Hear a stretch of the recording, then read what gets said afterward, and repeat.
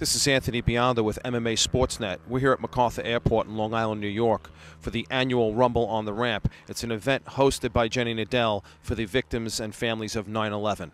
Hope you enjoy the show.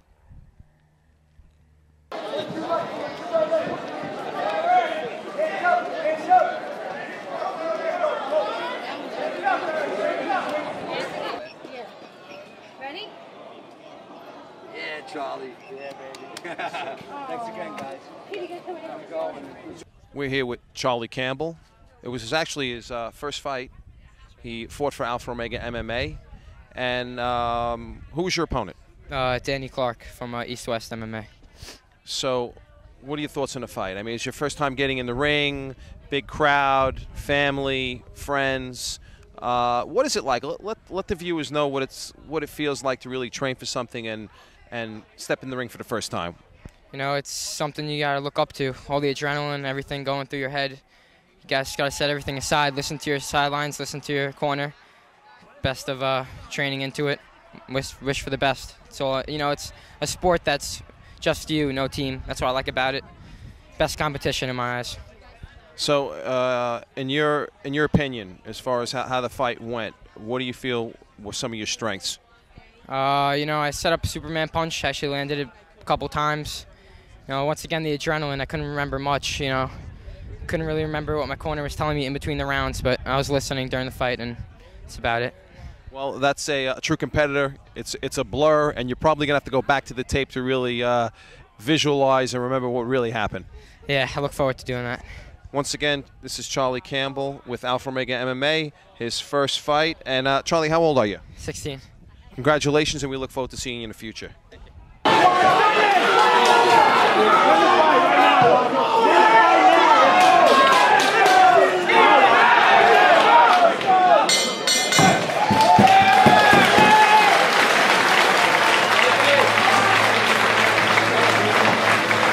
We're here with Tom Sconzo from East West MMA, and he's here at the Jenny Nadell event, and he has quite a few fighters on the card.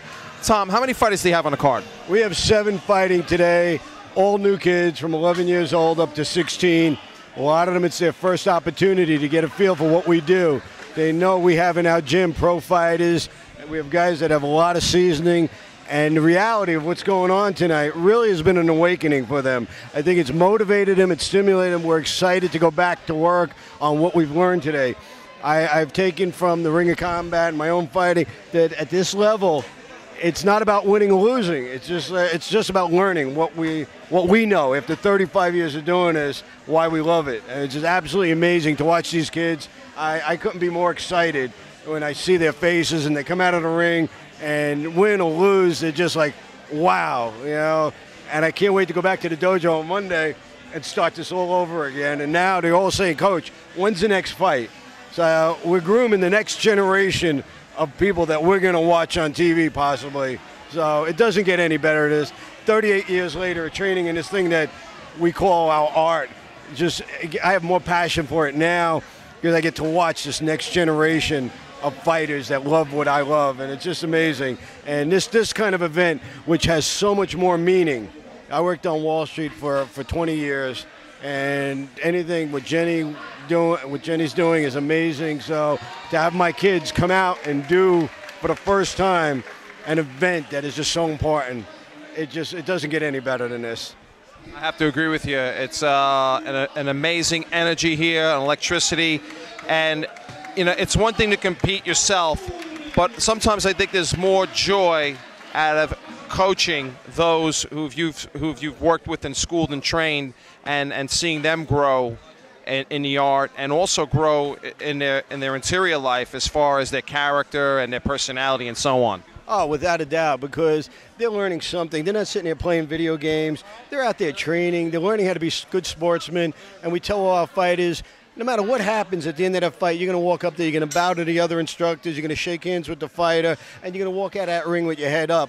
And you're going to sit there and say, let me figure out what I did wrong or what I did right. Let's capitalize on it. So, yeah, we're growing both mentally and physically and spiritually, fighters and men and women. It's just, you know, it's the best thing in the world what this is all about. It's something that we figured out and we're passing on. It's just great. Absolutely. Now, let me ask you about your program and your facility.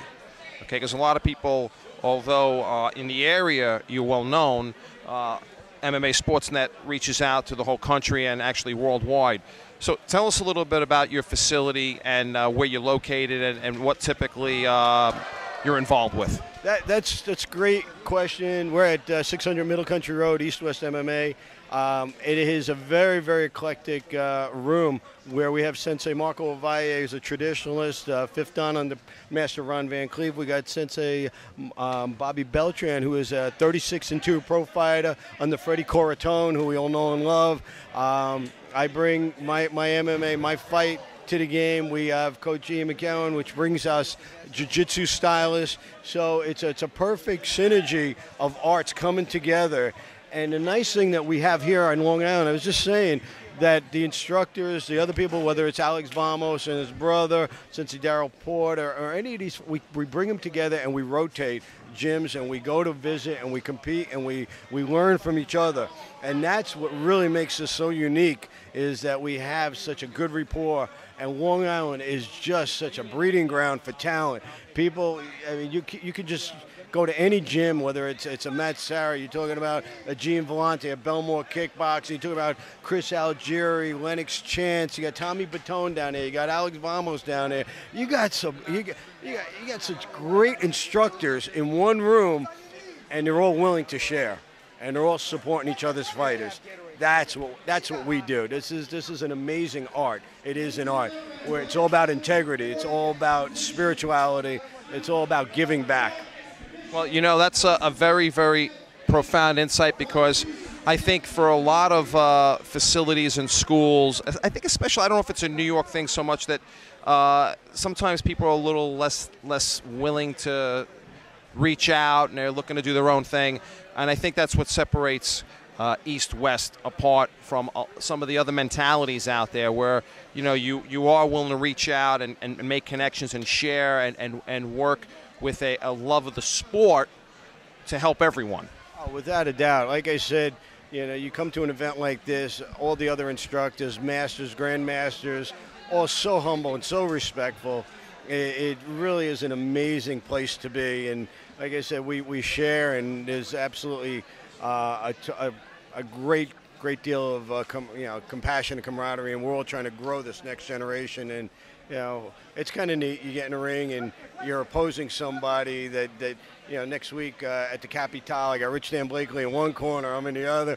It's kind of, you know, Rich is like family. Like for the next 9 minutes, we're kind of like, oh my God, it doesn't get any better than that. You know? It is true. We do have a lot of individuals competing, and their teachers happen to be very, very good friends, and they know each other. And I think it's a certain type of dynamic that I really do believe it's helped the talent here in New York, and specifically Long Island, to excel for such a small, compact area, produce some really outstanding fighters. And you have a couple of pros as well that fight out of your gym, right? Without a doubt, we have Andre Schul, who's been in the Ring of Combat. We're growing some new talent every day. We got a couple guys that are going to be turning pro. So it's a great thing for these young kids to look up to them and watch what we do. And as a matter of fact, at the ripe old age of 55, I'll be fighting Wayne Spinola on October 29th. And so, you know, we've got our... Wow, oh, man. That I'm looking forward to. I'm not quite sure how that happened, but... that's a man that's truly dedicated to the sport, I'll tell you that. I'm not willing to tell one of my students to do something I'm not willing to do. I don't know how good of an idea it is, but we're going to have some fun. I think it's going to be a great idea. We're all going to enjoy it. I know you have a couple more bouts to prepare for and some fighters to look after, so I'm not going to take any more of your time. I do want to thank you, Tom. It's really greatly, definitely greatly appreciated, and the best of luck to you and all of your tutelage. I appreciate everything you're doing, and I will see you in a little while. Bush, take care.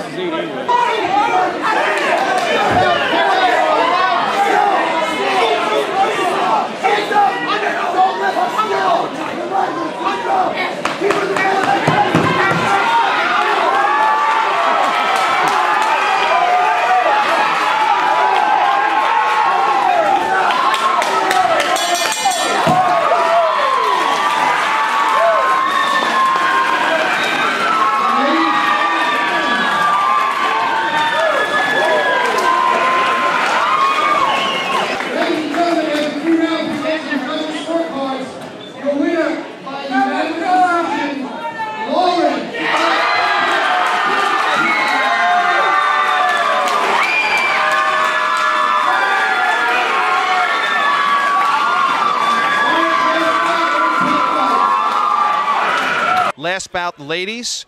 Okay, we're here with Tiger Lily on my right, Lauren Bracchia on my left, and their trainers, the respective trainers. It was an unbelievable bout, and if you haven't had an opportunity to see it, we're going to actually put it on after this interview so you have a chance to see for yourself. But what was your name, sir? Samad Haq. And your school? Is Thai Haq out of South Orange, New Jersey. Wonderful, and that's strictly Thai camp? That's correct, Thai and boxing. Thai and boxing. Okay, I can definitely see that in Tiger. Tiger, you're very, very fit. And what did you think about your bout? She was a great opponent. It was one of the best fights I've ever had. This is my fourth, actually, and she is the best fighter I've fought so far. Wow, that's very impressive. Actually, Lauren, this is your trainer? Christian DeFerris, Alpha Omega Mixed Martial Arts, located in Rockville Center, Long Island. And Lauren, this is, from what I understand, your first bout. That's true. It's my first fight ever, and I had an awesome time. She was a great opponent. Happy to have her for my first fight. And it appeared that both of you ladies had some great cardio. Oh, yes. Oh, we do this all day, every day, and I'm sure she does the same. We do up to 10 to 12 rounds a day. So we're about the same with that, and training with men also. I only train with men. So, yes, that makes a big difference, believe it or not. I have her train with men and women because the women we have are very, very tough. Oh, that's great. Very tough. But I have to kick Lauren out the ring often. I have to kick her out the gym. And sometimes I find out she sneaks back in when I leave. So, stylistically speaking, I could see the boxing element, very clearly. Some very, very good hand skills, which quite often we don't see so much in a lot of the kickboxing and Thai boxing events. And is that something that you tend to rely on? Well, we try to use every tool that we have at our disposal. We were told early on that we were allowed to use Thai rules, knees and things and such, but they removed them. I guess there was some commissioner issues or something to that effect, unbeknown to either one of us. But we had to change our game plan like they had to change their game plan in reverse. But I thought it was a pretty close fight. I know oftentimes you have to work with what you have, and we thought it was a closer fight than it was, even though they were evenly matched. I think throughout the fight it could have went either way. If somehow or another down the road, if we can get a rematch, we'd like to get that. And maybe I'd like to see that. Now, stylistically speaking, it seemed that you were utilizing the leg kicks a little bit more to set up some of the hand strike. Is that something that you just developed along the fight lines, or is that something you planned on doing before the bout? For me, you can't have hands with no feet and no footwork and no kicks, no nothing. And let me tell you, a lot of my time has been spent working my leg kicks, and my poor coach has had a couple little head injuries due to it. But like I said, you can't have hands without leg kicks. For me, that's what it's all about. One sets up the other. It's like peanut butter and jelly. Yes. Yes. So I wanna thank you, ladies. Rematch. When can we look for? Maybe Jenny will set it up for us, so we'll wait for her. All right, Jenny. Listen, you got it. We got a rematch over here. We got to have a rematch. Jenny, I'm coming. I'm looking for you. I'm going to get you on film for that, all right? Thank you very much. Thank you So much for having us. Thank you very much. Thank you. Take great care. Awesome fight. Awesome. Thank you so much. Thank you again. Thank you. Awesome work. Best.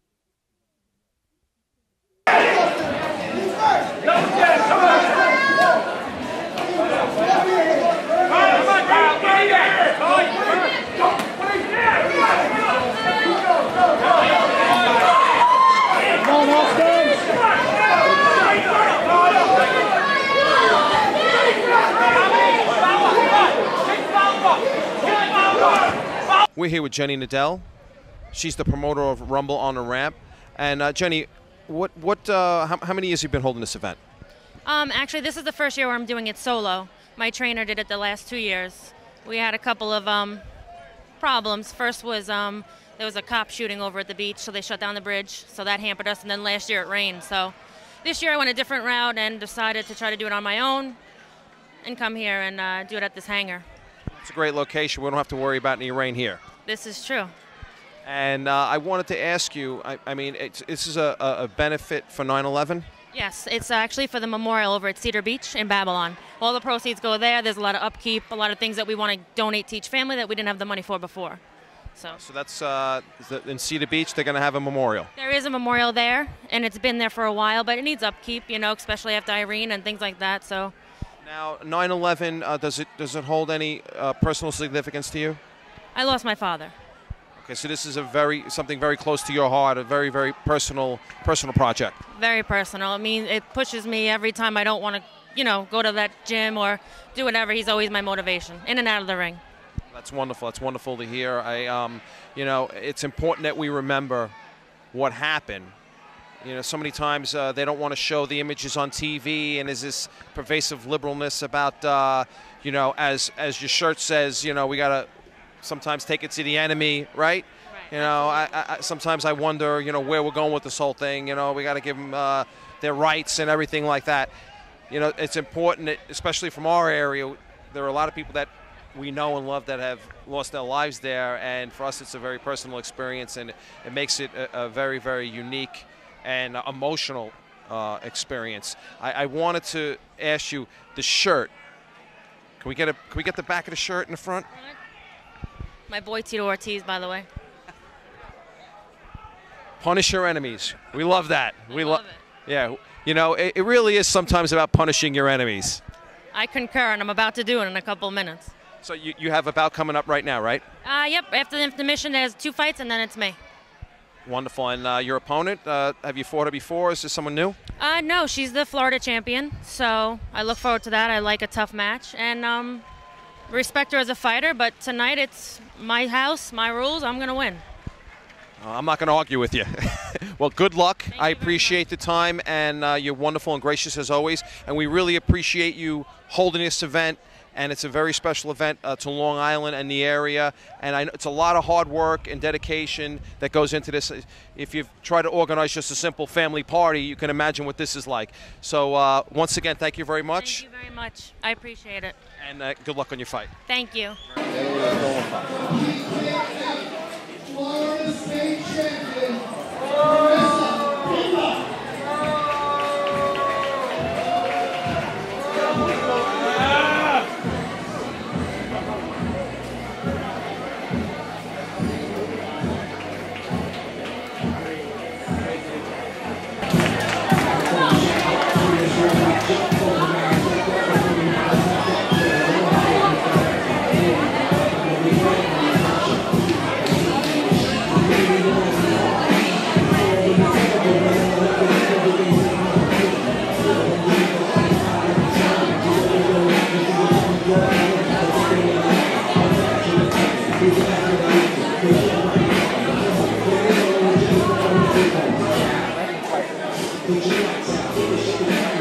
New York State champion, Nadell.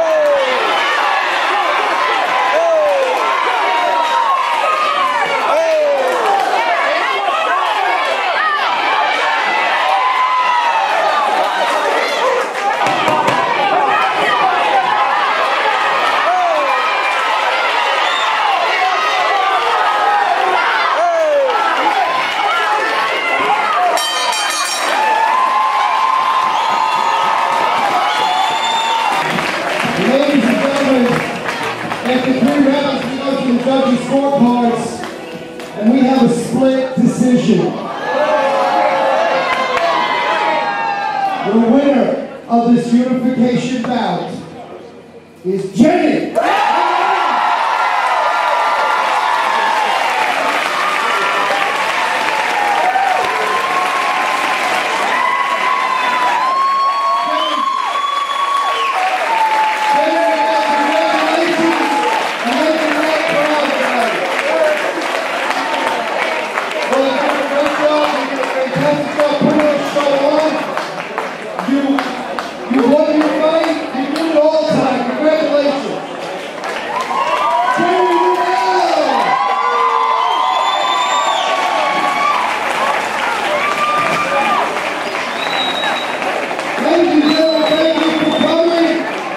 This is Anthony Biondo with MMASportsNet signing off for the 9/11 tribute benefit held by Jenny Nadell.